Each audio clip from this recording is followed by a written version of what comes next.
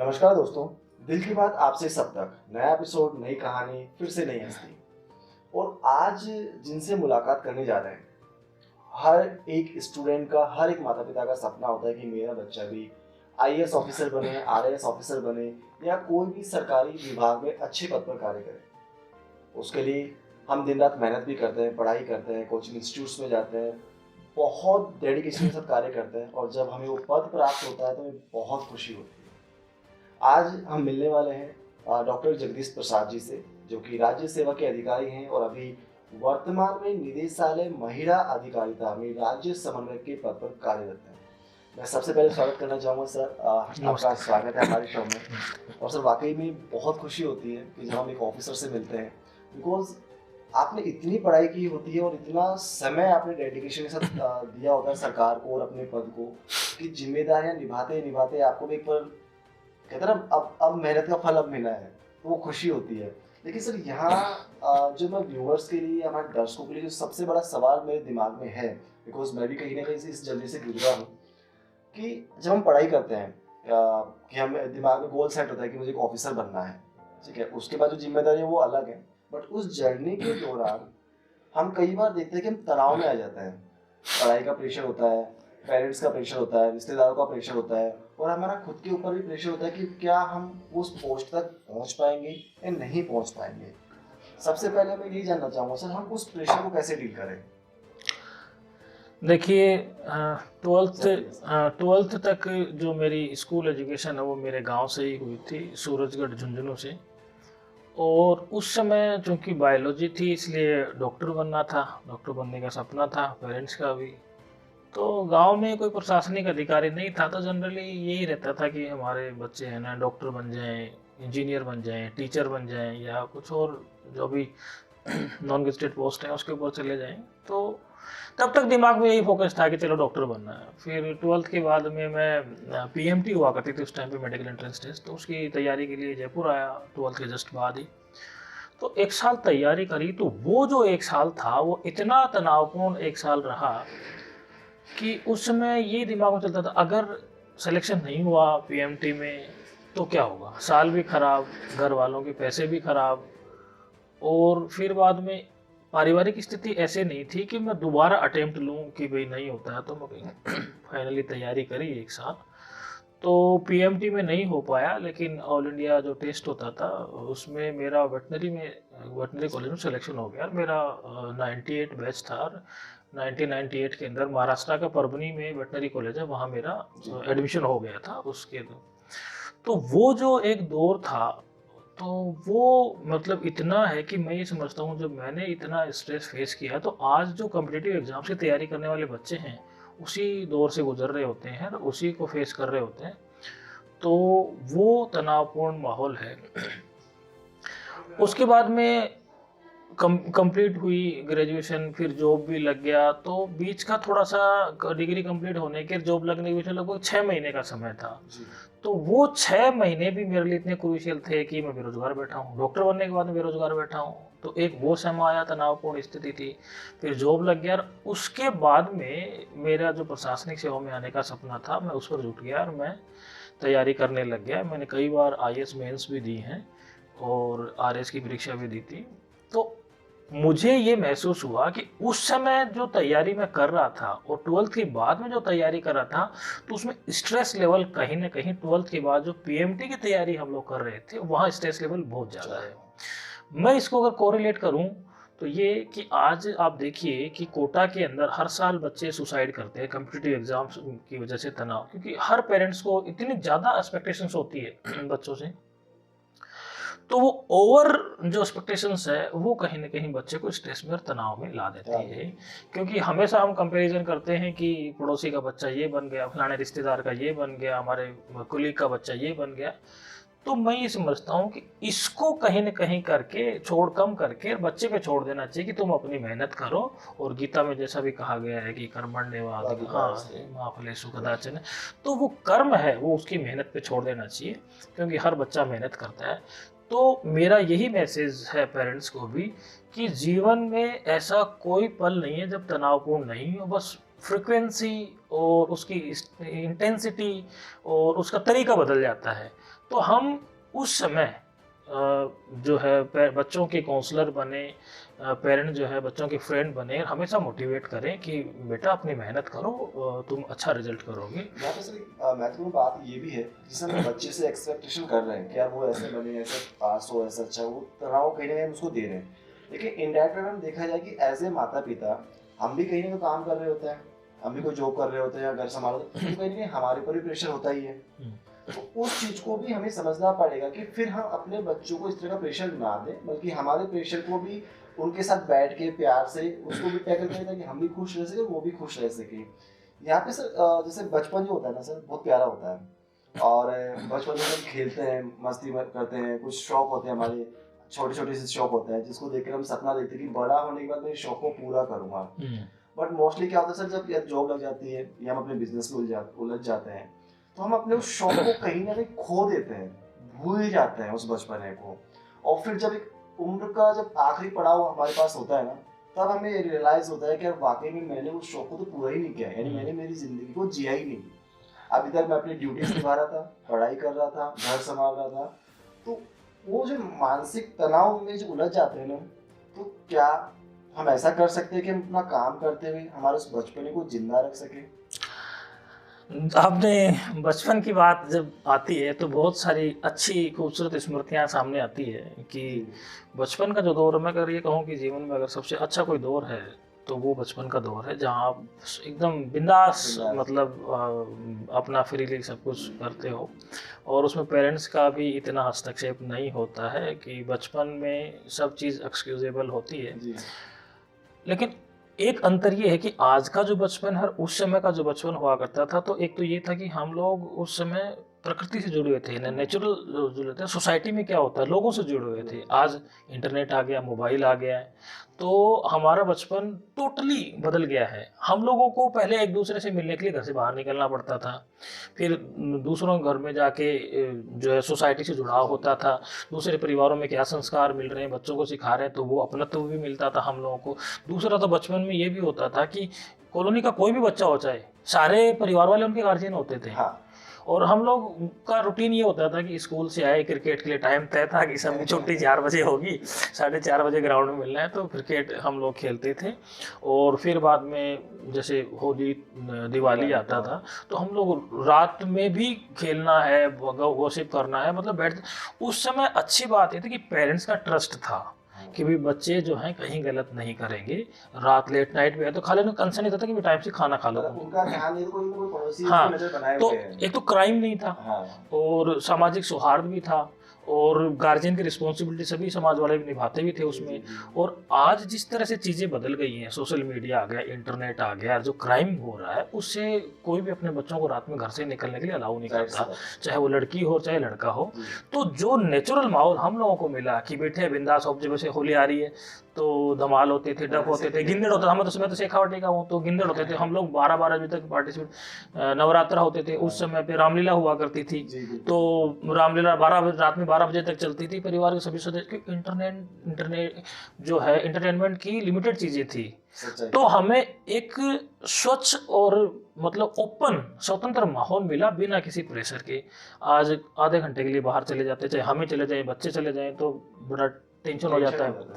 तो मैं ये कहता हूँ कि उस समय हम लोगों को अपॉर्चुनिटी मिली खुलकर जीने की, बिल्कुल सर, और एक दूसरे के सुख दुख में सहयोगी होने की। मतलब जो स्ट्रगल था, किसको किस चीज़ की तकलीफ है, तो हम एक दूसरे को फेस टू फेस सुख दुख बांटने का एक मौका मिला।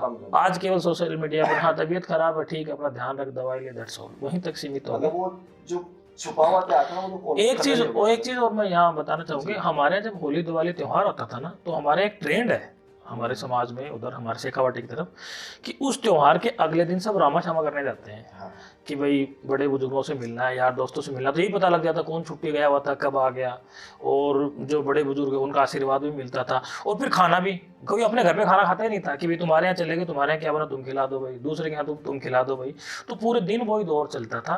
तो मिलना जुलना और एक दूसरे के कुशल क्षेम पूछना, हरी बीमारी की बात करना, तो वो एक अच्छा माहौल मुझे जिसको मिस करता हूँ। वो याददाश्त वाली जो चीजें है ना, मतलब पहले जो थी वो वाकई में कहीं आज मिस भी है।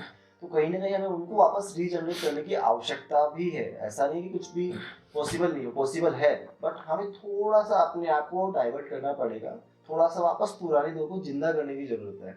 सर यहाँ पे मैं एक छोटा सा सवाल पूछूंगा आपसे, बिकॉज काफी अच्छा अनुभव आपका सरकार के साथ रहा है और बहुत अच्छे अच्छे प्रोजेक्ट्स इन्होंने सरकार के लिए आपने डिजाइन भी किए हैं। बेसिकली अभी जैसे आपने भी बात करी कि आधे घंटे के लिए अगर बच्चा या बच्ची बाहर जा रहा है तो टेंशन क्रिएट हो जाता है, ठीक है, ऑब्वियसली बात है, उसके रीजन बहुत सारे हैं। तो उन बच्चों के लिए, उन बच्चियों के लिए आप ऐसा क्या कहना चाहेंगे कि वो खुद अपने आप को मोटिवेट रख सकें, खुद अपने आप को सुरक्षित रख सकें, और जो लक्ष्य है जिसकी तरफ वो बढ़ रहे हैं आगे, बिना ज़्यादा मानसिक तनाव लिए उस लक्ष्य को भी प्राप्त कर सकें?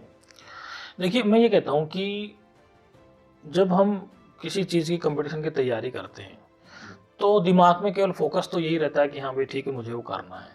लेकिन कहीं ना कहीं हम ओवर स्ट्रेस लेने से कई सारी, जैसे डिप्रेशन हो जाता है, डिमेंशिया हो जाता है, जो है एनोरेक्सिया हो जाता है जिसमें भूख नहीं लगती, और स्लीप डिसऑर्डर हो जाता है, नींद नहीं आती। तो मैं ये कहता हूँ कि हम जब लगे, ऐसा नहीं कि 12 घंटे 13 घंटे पढ़ना ही है, घंटों में फिक्स ना करें। अगर हमने कोई हॉबी ढूंढ रखी है तो थोड़ा उसको भी समय दें ताकि हम स्ट्रेस से फ्री हो सकें। दूसरा, अपना जो स्ट्रेस लेवल कम करने के लिए हम अपने पेरेंट्स से बात करें, अपने दोस्त से बात करें, थोड़ा अपनी हॉबीज़ को टाइम दें, या कुछ ऐसा करें जिससे कि हम एनर्जेटिक और रिफ्रेश महसूस करें ताकि दोबारा से ज्वाइन कर पाए हम लोग। हाँ, दूसरा ये कि आज जो जिस तरह का सीन क्रिएट हुआ है क्राइम का, तो उसमें तो हम सभी जिम्मेदार हैं कहीं ना कहीं कि जो जिस तरह की घटनाएं पॉक्सो की होती है, तो आप देखिए एनसीआरबी का डेटा ये कहता है कि 95% रेप केसेस जो फैमिली मेंबर, रिश्तेदार, रिलेटिव नो नहीं करते हैं। इट मीन्स कहाँ जिनको जिम्मेदारी है वही अगर क्रिमिनल है, तो फिर ये एक बड़ा चैलेंज है। सरकार के स्तर पर बहुत सारे प्रयास किए जा रहे हैं, जैसे वन स्टॉप सेंटर है, वो राजस्थान से ही हम लोगों ने शुरू किया था अपराजिता, और वो वन स्टॉप सेंटर सखी के नाम से रिप्लिकेट हुआ। इसी तरह से बेटी बचाओ बेटी पढ़ाओ है, एटमॉस्फेयर बिल्डिंग, बेटियों के लिए सकारात्मक पॉजिटिव माहौल देने के लिए हम लोग ये कर रहे हैं। पुलिस सर्कल पे हमारे यहाँ महिला सुरक्षा सलाह केंद्र है, विमेन हेल्पलाइन 181 चल रही है। बहुत सारे एक्ट के अंदर जो प्रोविजंस है, सेल्फ डिफेंस की ट्रेनिंग हम लोगों ने बेटी बचाओ बेटी पढ़ाओ में एज ए पायलट शुरू करी थी, आज बच्चियों के लिए हम लोग करवा रहे हैं। तो इन चीज़ों के अलावा मैं यही कहना चाहूँगा कि हमारे टीचर्स, हमारे पेरेंट्स बच्चों को ये एहसास करवाएं कि हर परिस्थिति में हम लोग आपके पीछे सपोर्ट सिस्टम है, ताकि उसका जो कॉन्फिडेंस लेवल है किसी भी चीज परिस्थिति से सामना करने में वो बना रहे कहीं ना कहीं। अब जिस ये सिस्टम की अभी जरूरत पड़ रही है, पहले नहीं थी, बिकॉज पहले मम्मी पापा, चाचा ताऊ, अड़ोसी पड़ोसी सब कहीं ना कहीं बैकबोन में खड़े हुए थे। तो पहले आई थिंक आपको या हमें इस चीज का रियलाइज कभी हुआ ही नहीं, वो चीज ऑटोमेटिक नेचुरली प्राप्त हुई। लेकिन आज के दौर में जब वो चीज मिस है तो कहीं ना कहीं हमें उसको क्रिएट करना पड़ेगा, बिकॉज कहीं ना कहीं आजकल बच्चे हैं मम्मी पापा से चीजें शेयर नहीं कर पाते हैं, वो किसी तनाव में तो वो भी शेयर नहीं कर पाते हैं, फाइनल रीजन मिलता है कि सुसाइड नोट प्राप्त होता है और वो हैंग हो चुका होता था। बिल्कुल। दूसरा एक चीज और भी मैं बताना चाहूंगा यहाँ पे कि बच्चों की हॉबी का पता करें, उसका इंटरेस्ट का पता करें कि वो अगर वो डॉक्टर बनना चाहता है, आईएएस बनना चाहता है, या वो कलाकार बनना चाहता है, या किसी टेक्नोलॉजी की फील्ड में जाना चाहता है, या कुछ क्रिएटिव करना चाहता है, वो स्पोर्ट्स में जाना चाहता है, तो उसके जो इंटरेस्ट है उसके अकॉर्डिंग हम उसको सपोर्ट करें, बजाय कि हम अपना जो हमने जो बना रखा माइंडसेट उसको थोपने के लिए। यहाँ पे आपने जो भी कहा वो वाकई में एक बड़ा सवाल है जो मैं पूछना भी चाहूँगा आपसे अपने व्यूअर्स के लिए, कि नो डाउट हर पेरेंट्स चाहता है कि बच्चा वेल सेटल्ड हो जाए, ऑफिसर्स गवर्नमेंट जॉब मिल जाए या बिजनेस संभाल ले अपना। तो उस अभी जैसे आपने कहा कलाकार बनना चाहता है ना, तो एक उसका जो इंटरेस्ट है, सपोज कलाकार आर्टिस्ट बनने का है या डांसर बनने का है, सिंगर बनने का है, तो पेरेंट्स कहीं ना कहीं ये कहते हैं कि ये तो आपका शौक है, इसको तो आप जॉब लगने के बाद भी पूरा कर सकते हो या बिजनेस संभालते संभालते ही पूरा कर सकते हो। लेकिन फिर वही क्वेश्चन मार्क आता है सर कि हम अगर जॉब में लगे, बिजनेस में, तो हमारा शौक अधूरा रह जाता है। और कई बार हम देखते हैं कि हमारा प्रोफेशन जो हमारा पेशा है ना, हमारा शौक है, अगर वो प्रोफेशन बन जाता है तो वो बच्चा हैप्पी भी रहता है पूरी लाइफ टाइम और उससे अर्निंग भी करता है। इस क्वेश्चन मार्क का सर मैं आंसर बेसिकली जानना चाह रहा हूँ आपसे। देखिए, हॉबी जो है, जी। हॉबी इंसान को जीवंत बनाए रखती है। आप किसी भी प्रोफेशन में हो, किसी भी जॉब में चले जाएं, और अब तो हॉबी करियर के रूप में डेवलप होने लग गई है। तो हमको ये देखना चाहिए कि बच्चा अगर पेंटिंग करता है, या आप ये देखो कि जो ड्रामा है, डांस है, आजकल स्कूलों के अंदर अलग से क्लासेस इनकी लग रही है, इनका एक पीरियड कल्चरल एक्टिविटीज़ का भी होता है। तो अगर उनमें अच्छा कर रहा है, उसको अपॉर्चुनिटी मिल रही है, कोई प्लेटफॉर्म मिल रहा है, तो उसको एज ए करियर अडॉप्ट करना चाहिए, कहीं इश्यू नहीं है। आज हर एक फील्ड के अंदर अपनी पहचान है, अपनी इंपॉर्टेंस है। अगर मैं अपनी व्यक्तिगत अपनी बात करूं, लिखने का शौक था, तो कॉलेज के अंदर जो था खाली समय मिलता था, तो वहाँ मैं महाराष्ट्र में पढ़ा था, तो वहाँ हिंदी अखबार कम आते थे। तो एक तो लोकमत और एक नव भारत टाइम्स, तो उसके अंदर एक छोटा कॉलम आता था जिसमें जो रीडर्स थे वो अपनी फीलिंग्स किसी इश्यूज पर लिखते। तो मेरा रूटीनली लिखने का उसमें था कि लिख दिया कि साहब तंबाकू क्यों बुरी है, पर्यावरण संरक्षण क्यों ज़रूरी है ना, वैलेंटाइन डे की क्या बुराइयां हैं। तो इस तरह की चीज़ें उस समय लिखी थी। अभी भी मेरे पास वो कटिंग्स पड़ी है। उसमें फिर कुछ, चूँकि यंग थे, कॉलेज में पढ़ते थे, तो कुछ कविताएं लिखने का भी शौक हो गया, और उस समय लिख कर पता नहीं था उसका क्या करना है, वो लिख दी थी यूँ ही।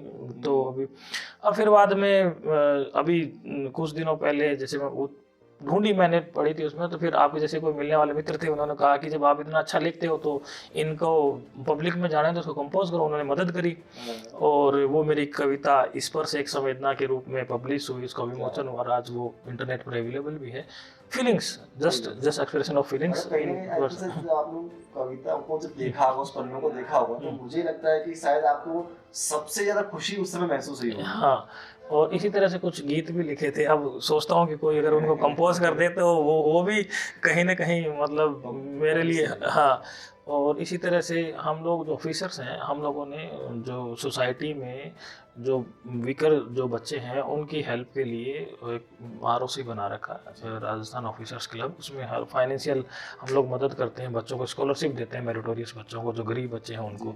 अभी एक जो है हम गर्ल्स हॉस्टल बनाने की मुहिम पर काम कर रहे हैं कि बच्चियों के लिए हम राजस्थान में गर्ल्स हॉस्टल बनाएंगे। उसके लिए ज़मीन सरकार से अलॉट हो गई है, उसके लिए हम लोग फाइनेंशियल एक दूसरे से कंट्रीब्यूशन करके वो करवा रहे हैं। उसके लिए एक थीम सॉन्ग लिखा था, हाँ। तो मतलब उसको कंपोज भी करवाया, मतलब किसी मिलने वाले से कंपोज करवाया। तो मैं जब थोड़ा समय मिलता है तो कुछ इस तरह के कभी लेख हैं, बहुत सारे लेख मेरे प्रतियोगिता दर्पण हैं, जो कम्पिटिटिव एग्जाम्स की जो किताबें हैं उनमें पब्लिश हुए हैं। कईयों को तो फर्स्ट प्राइज मिला नेशनल लेवल के ऊपर।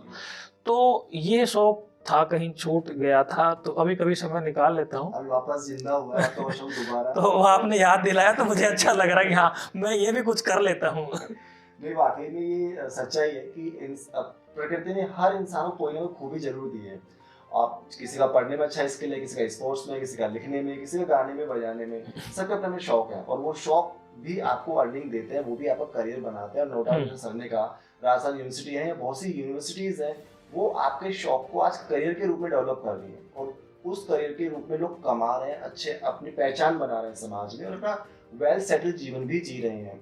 तो नो डाउट सर, आपने इतनी अच्छी बातें हमारे व्यूअर्स को बताई। बस जाते जाते आपसे इतना जानना चाहूँगा कि कुछ हमारे व्यूअर्स हैं उनके लिए कुछ अच्छा प्यारा सा मैसेज, ताकि वो अपने मानसिक तनाव से बाहर निकल के अच्छा हेल्दी जीवन जी सकें और अब अच्छे समाज का निर्माण कर सकें। देखिए, आज समाज के अंदर जो सबसे बड़ी विडंबना वो अधिकार और कर्तव्यों के बीच के अंदर का द्वंद्व है।